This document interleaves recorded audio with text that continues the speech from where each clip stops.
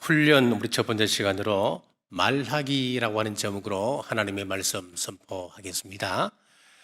옛날에 세 딸을 둔 가난한 양반이 있었습니다. 그 양반에게는 아름다운 딸들이 세 명 있었는데 다 아름다운 거예요. 근데 예쁘긴 한데 결점이 다 하나씩 있었습니다. 자, 첫째 딸에게는 첫째 큰 딸은 게으름뱅이였습니다. 그리고 둘째 딸은 훔치는 이 도벽이 있었습니다. 그리고 세 번째 딸은 험담을 하는 그런 버릇을 가지고 있었습니다. 자, 옆 동네에 큰 부자가 있었는데 그에게는 세 아들만이 있었습니다. 하루는 그 부잣집에서 세 딸을 모두 며느리로 맞을 테니까 허락해 달라고 하는 그런 청이 들어왔습니다. 가난한 양반이 참 감사하기도 하고 고맙기도 했습니다. 그런데 한편으로 생각하니까 이 딸들의 그 결점이 늘 마음에 걸리는 거예요. 그래서 용기를 내어 부잣집에 찾아가서 사실은 이러이러한 결점들이 있는데 내가 참 미안하다고. 그런데 부잣집에서 그건 뭐 문제냐고. 그런 결점은 자기가 책임지고 고쳐가면서 살게 하겠노라. 문제가 아니다. 자, 그래서 나를 잡고 이제 합동 결혼식을 올렸습니다. 자, 부자는 며느리들의 결점을 고치기 위해서 게으른 첫 번째 며느리에게는 여러 명의 하녀를 붙여주었습니다. 그리고 도벽이 있는 둘째 며느리에게는 그 집의 창고 열쇠를 맡겼습니다. 그러니까 도벽하고 싶은 그런 마음이 생길 때마다 그 창고를 열어서 원하는 물건을 다 가질 수 있게 했습니다. 그리고 남을 헐뜯기를 좋아하는 셋째 며느리에게는 매일같이 오늘은 무슨 헐뜯는 말이 있을 수 있니? 라고 늘 물어주는 거예요. 그리고 그 이야기를 들어주는 것이었습니다. 자, 어느 날 친정아버지가 딸들이 어떻게 지내는가 궁금해서 사돈집에 방문을 했습니다.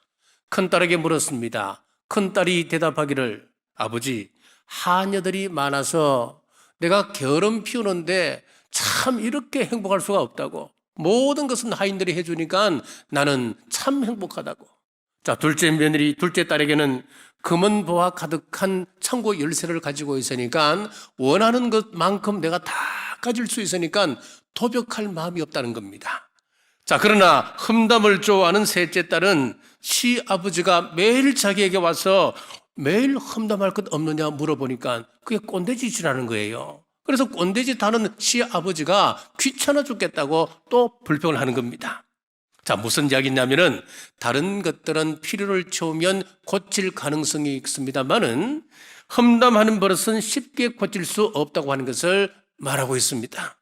그렇습니다. 한번 길들여진 말은 고칠 수 없습니다. 힘듭니다. 그러므로 말에 대한 좋은 습관을 가지는 것은 매우 중요합니다. 특히 우리 기독교와 말씀은 뗄래야 뗄 수 없는 관계에 있습니다. 하나님께서 말씀으로 세상을 창조하셨습니다. 말씀으로 빛이 있으라 말씀하시니 그대로 이루어졌습니다. 예수님께서도 말씀이 육신이 되어 이 땅에 오신 분이셨습니다. 이 땅에서 말씀을 선포하셨고 그 말씀을 삶으로 이루셔서 구원의 길을 열으셨습니다.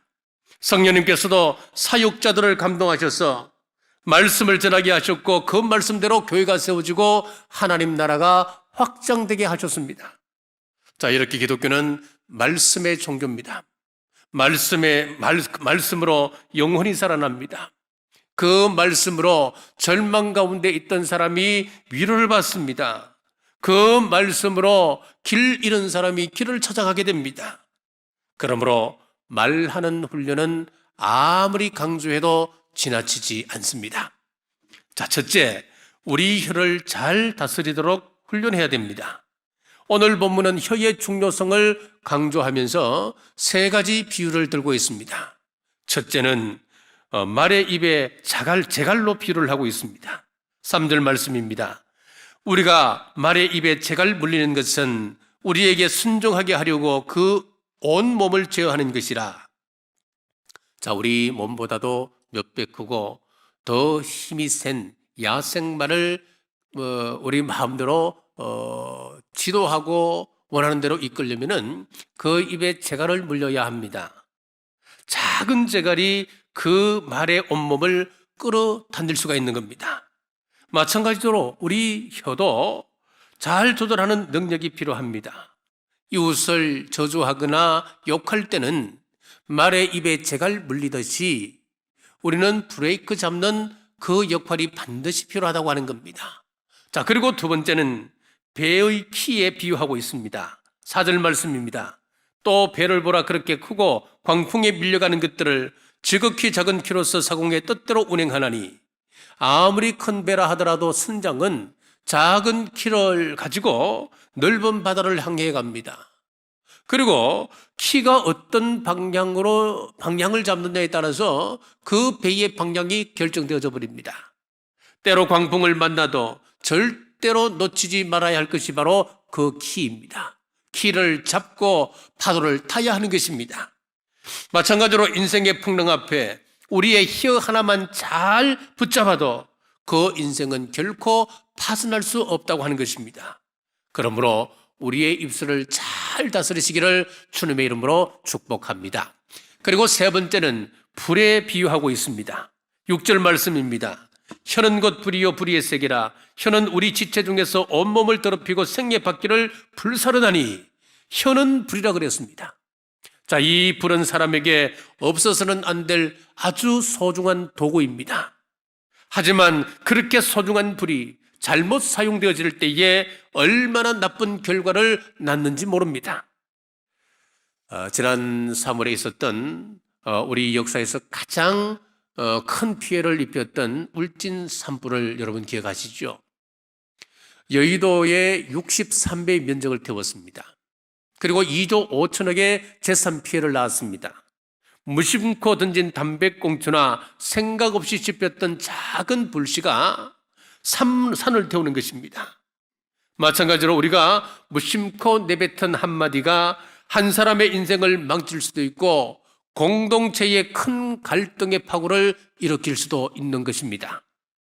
자, 우리 말이 우리 인생의 수레바퀴를 불태우고 죄만 남도록 한다. 여러분, 참 무서운 말입니다. 이게 불교 이야기가 아니고 우리 성경에 나오는 이야기라는 거예요.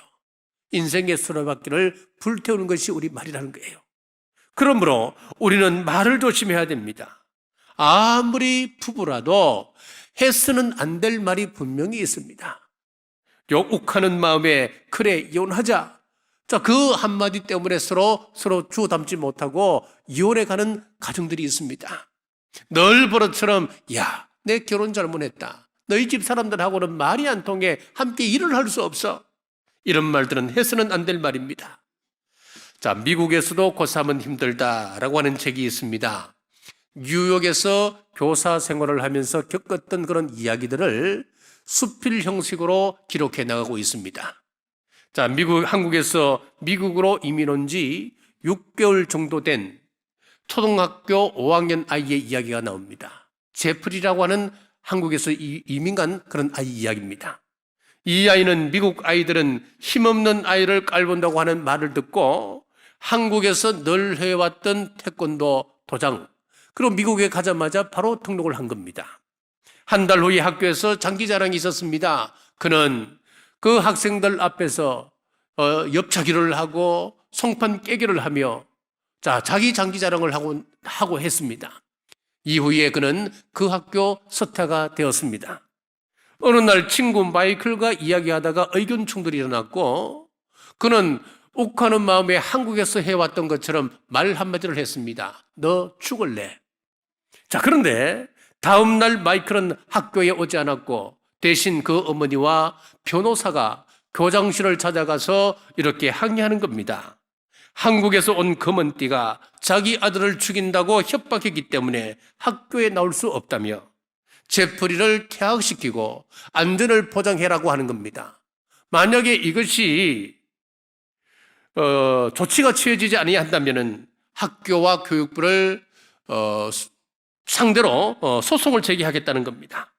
자, 한국에서 흔한 농담 너 죽을래? 이 말이 미국에서 큰 문제를 일으킨 겁니다.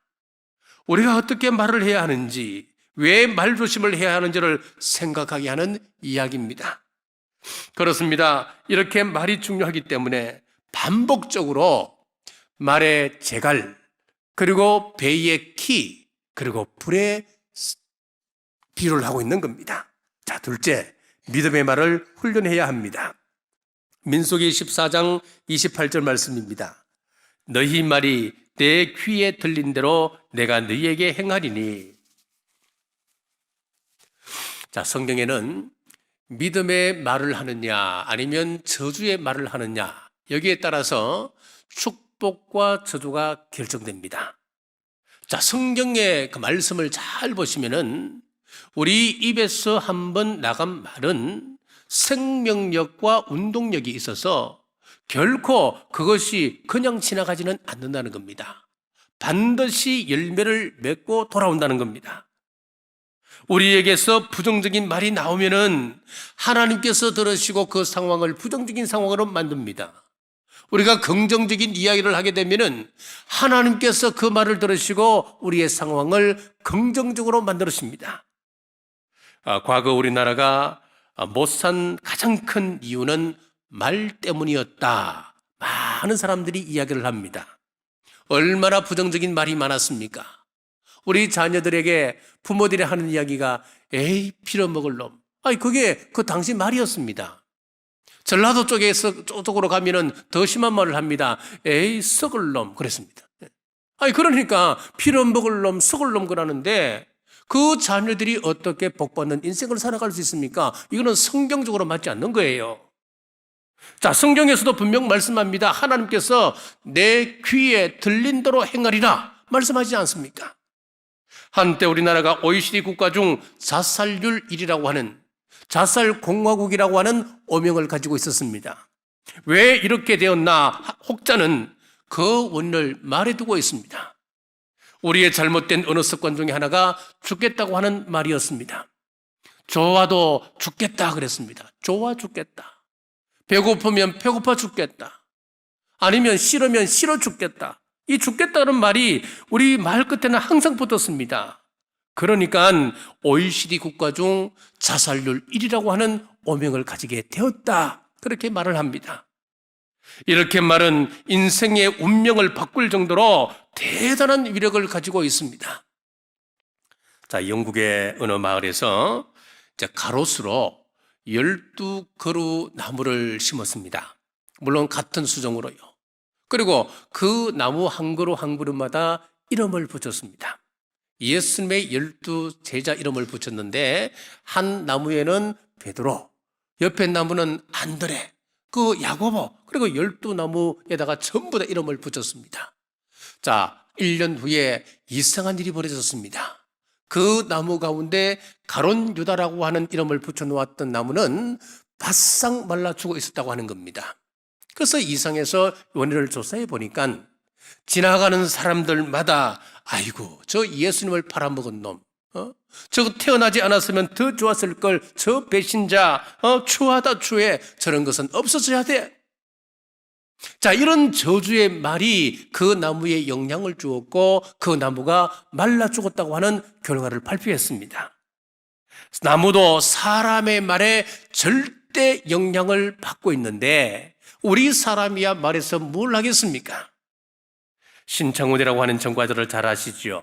그는 어렸을 때 매우 가난한 집에서 생활했습니다. 그러다 보니까 학교에 기성회비를 제때 내지를 못하는 겁니다. 초등학교 5학년 때 담임 선생님이 신창훈이가 학교에 나가니까 야, 너 이리 와봐. 돈도 없으면서 왜 학교 다녀? 빨리 꺼져. 자, 그때 이 신창훈이가 하는 이야기가 그때 자기 마음속에 악마가 들어왔다. 그렇게 이야기해요. 내가 초등학교 때 담임 선생님이 내 머리를 쓰다듬으며 야, 너는 착한 놈이 될 거야. 너는 착한 놈이야. 그 말 한마디였다면 내가 여기까지 오지 않았을 걸. 그래 이야기합니다. 반대로 중증 외상외과 이국종 교수를 보십시오. 그는 아덴만 예명작전에서 석회균 선장을 수술했던 사람 아닙니까? 그도 가난한 환경에서 생활했습니다. 그의 아버지는 6.25 때 한쪽 눈을 잃었고 또 손과 팔이 잘려 나간 상위 군인이었습니다. 그러니까 학교 가면 친구들이 병신 아들이라고 늘 놀림을 받는 거예요. 심지어는 어머니가 이런 가정들에게 밀가루를 나눠주고 할 때 그것을 낮에는 타러 가지 못하고 밤에 몰래 이제 그것을 타러 가서 오다가 그 넘어져 갖고 온몸이 밀가루로 덮여 그런 이야기도 나옵니다. 그런데 더 기가 막힌 것은 중학교 때 이 아이가 축농증이 심해서 이제 치료받아야 되는데 한 병원에 찾아갔습니다. 찾아가서 국가유공자 복지카드를 내밀었습니다. 그러니까 간호사가 멸시하는 표정으로 야, 우리 병원은 몹시 바쁘니까 다른 병원으로 가라. 쫓아내버렸습니다. 다른 병원에서도 문전박대를 바랍니다. 여러 병원을 이렇게 다니다가 한 병원에 갔는데 그곳 선생님이 이 아이가 내민 국가유공자 복지카드를 보고는 이 아이를 지그시 바라보며 야, 너는 아버지가 참 자랑스럽겠구나. 그리고는 정성을 다해서 치료를 해주고 그리고 돌아가는 이 아이에게 열심히 공부해서 훌륭한 아이가 되어라. 그것이 자기 가슴에 다 온 거예요. 내가 저분처럼 훌륭한 의사가 되어서 가난한 사람들을 도와줘야지.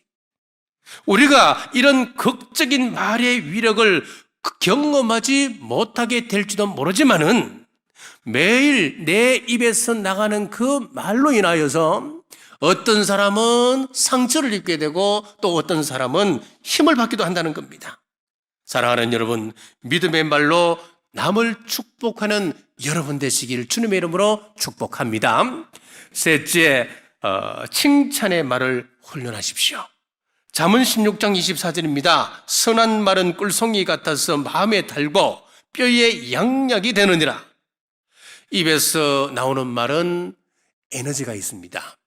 그래서 요한복음에 보면은 이 말을 뭐라고 표현하느냐면 에네르케스, 헬라어로 그렇게 표현을 해요. 입에서 나온 이 말은, 이 에너지라고 하는 것은 그냥 사라지는 것이 아니라는 겁니다. 우리 주변에 에너지 뭉툭이가 되어서 우리 주변에 감싸고 있다는 거예요. 그래서 말 한마디 섞지 않은 그 사람이 알지라도 그 사람이 평소에 원망하고 불평하고 시기하고 질투하고 짜증내고 불평하고 이런 사람들, 내가 그 사람하고 말 한마디 섞은 사람도 아닌데도 그 사람 옆에 가면은 왠지 모르게 가슴이 답답해지는 거예요. 반면에 늘 입술만 벌리면 칭찬하는 사람, 기뻐하는 사람, 감사가 넘치는 사람, 기도하는 사람, 그 옆에 가면 왠지 나도 모르게 내 마음에 기쁨이 오고 감사가 가슴 터져나오는 거예요. 내 마음 상태가 그래서 그런 게 아니에요. 이런 에너지가 있기 때문에 그런 거예요. 자녀도 마찬가지입니다. 늘 꾸지람만 듣는 아이는 어떻겠습니까? 꾸지람에 그 어두운 에너지가 이 아이를 감싸고 있는데 어떻게 이 아이가 좋은 인생을 살아갈 수 있겠습니까? 자, 케빈 왕이 지은 닭을 죽이지 말라라고 하는 책이 있습니다. 제가 한번 소개를 했던 적이 있는데, 자, 이 책에 보면 데이빗 에반즈라고 하는 은행원의 이야기가 나옵니다. 그가 지방에 파견 근무를 갔는데 그곳에서 아주 신선한 그런 경험을 이야기하고 있습니다. 이제 회의장에 들어갔습니다. 들어가는 입구 쪽에 보니까 닭을 죽이지 말라고 하는 벽보가 딱 붙어 있는 거예요. 이상하다. 왜 회의장 입구에 닭을 죽이지 말라고 하는 저런 문구가 붙어 있을까? 참 이상했습니다. 닭을 죽이지 말라. 닭을 죽이지 말라. 그래서 의아해하면 이제 문을 열고 들어가는데 그 안에 보니까 신참 사원이 고참 사원에게 자신의 실수, 자신의 실패, 그리고 회사에 해를 끼쳤던 여러 가지 이야기들을 정직하게 내어놓고 있었습니다. 자, 그런데 더 신기한 것은 고참 사원이 신참 사원에게 따지거나 이걸 밝히려고 해서 꼬치꼬치 캐묻거나 그런 게 아니었다는 거예요. 책임을 추궁하는 것이 아니고 실수의 원인을 형처럼 조곤조곤 하나씩 가르쳐주고 있다고 하는 거예요. 그래서 닭을 죽이지 말라고 하는 그 의미를 자기가 깨달았다. 그런 이야기를 듣고 있어요. 닭이라고 하는 동물은 이런 습성이 있습니다. 동료 중에 피를 흘리는 동료가 있으면 모든 닭들이 우르르 몰려가서 그 상처를 쪼아서 죽이는 나쁜 습성을 가지고 있답니다. 자, 그런 닭들의 회의가 예전 회사에서는 참 많았다고 그럽니다. 한번 실수하면은 벌떼처럼 달려들어서 질책을 하니까 그 회사가 더 어려워졌던 경우가 많이 있었다고 이야기를 합니다. 그러므로 우리 남부교회가 잘 들으면 이런 닭들의 회의가 없어져야 합니다. 누가 실수하지 않나? 누구 싶을 사람 없나? 약점이라도 잡히면 우르르 몰려가서 가십거리로 삼고 즐기는 거예요. 이렇게 몰려간다. 몰려가서 그 사람을 짓밟는다. 그러면 상대도 죽고 말하는 나도 죽고 그 공동체는 죽는 것입니다. 우리 하나님은 닭들의 회의를 기뻐하지 아니하십니다. 가정에서도 마찬가지입니다. 자녀가 실수하면 아버지가 욕하고 화를 내고 어머니는 거들어서 기를 죽이고 형 누나까지 합세하여 그러기 상태로 몰아갑니다. 아니면 그러면 그 아이가 어떻게 살아갈 수 있겠습니까? 마크 트웨이는 나는 한 번 칭찬을 받으면 2달간은 거뜬히 살아갈 수 있다. 그런 이야기를 했습니다. 마크 트웨인 이야기라면 우리가 1년에 6번만 칭찬을 받으면 1년은 거뜬하게 지낼 수 있다고 하는 겁니다. 사랑하는 여러분, 가정에서, 직장에서, 교회에서 깎아내리고 비판만 하는 것이 아니라 믿음을 담아 지지하고 격려하고 세우는 입술 되시길 주님의 이름으로 축복합니다. 말씀을 맺겠습니다. 사탄이 사람을 조종할 땐 사람의 혀를 통해서 합니다. 사탄이 에덴 동산에서 아름다움을 가장한 거짓말로 유혹했듯이 오늘날도 끊임없이 유혹합니다. 거짓말하게 하고 이간질하게 합니다. 좋은 사이를 갈라놓아 가정을 파괴하고 교회를 떠나게 만드는 것이 사탄의 전략입니다. 우리는 이 사탄의 전략에 넘어가서는 안 됩니다. 우리는 혀를 지켜야 합니다. 이 혀를 어떻게 지킬 수가 있습니까? 자, 마가 다락방에 성령님께서 강림하셨을 때에 그 성령님께서 그 사도들의 발에 임했습니까? 손에 임했습니까? 아니었습니다. 그 사람들의 혀에 임했습니다. 마치 성령님이 혀처럼 이 사도들에게 임했습니다. 그러니까 이 사도들이 방언을 하기 시작했습니다. 자, 그렇습니다. 성령 충만의 첫 번째 증거가 그 사람의 혀가 사로잡히는 것입니다. 아무리 내가 성령 충만하다, 자화자찬한다 하더라도 말하는 것이 일반 사람들보다 더 교양이 없고 아내와 남편과 자녀들에게 상처만 주는 말을 한다고 한다면 성령 충만이 아니고 오히려 성령님을 욕보이는 것입니다. 그러므로 기도와 말씀을 가까이 하고 성령 충만을 입어서 믿음의 말, 칭찬하는 말, 말하는 우리 모두 되셔서 우리 주님께 영광 올리시기를 간절히 바랍니다. 말 한마디라고 하는 시가 있습니다. 소개하겠습니다. 부주지한 말 한마디가 싸움의 불씨가 되고 잔인한 말 한마디가 삶을 파괴합니다. 서디선 말 한마디가 정오의 씨를 뿌리고 무리한 말 한마디가 사랑의 불을 겁니다. 은혜스러운 말 한마디가 길을 평탄케 하고 즐거운 말 한마디가 하루를 빛나게 합니다. 때에 맞는 말 한마디가 긴장을 풀어주고 사랑의 말 한마디가 축복을 줍니다. 기도하겠습니다. 하나님 감사합니다. 오늘 우리의 말로 축복이 나가고 저주가 나갑니다. 혀는 불이라 했습니다. 성령 충만함으로 이 혀를 잘 지켜 축복의 통로가 되고 하나님의 사역의 도구가 되어서 우리 가정과 자녀와 교회와 사회를 살리고 세우는 아름다운 입술 되게 하옵소서. 다시 오실 예수님 이름으로 간절히 기도드리옵나이다. 아멘.